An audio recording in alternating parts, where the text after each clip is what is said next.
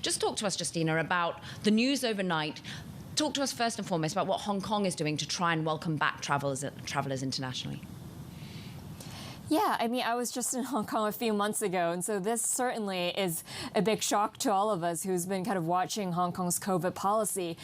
I mean, overnight, Hong Kong just announced that they're finally going to lift this restriction on people gathering in the public, as well as kind of requirements for inbound travelers to test, a few times after they arrive and to test before they get there. So what that means is what is remaining is mainly the mask mandate, as well as these daily tests for kids in schools. So, Justina, is there a sense that Hong Kong's kind of playing catch up here? Maybe they were caught off guard a little bit by China's kind of reverse pivot on this zero COVID?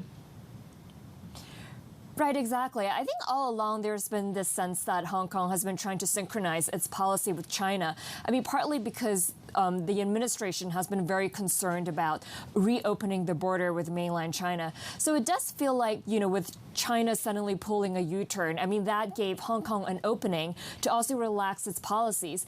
But it does feel like Hong Kong is taking a rather relatively measured response here.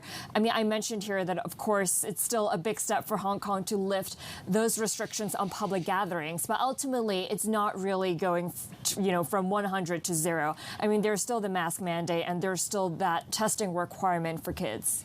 All right, good stuff. It's an ever-changing story. We appreciate getting your time. Justina Lee joining us, talking about this, the China issue. And again, a tremendous reopening, tremendous quick reopening, and that's affecting all the neighbor countries as well. So we'll stay on top of that story.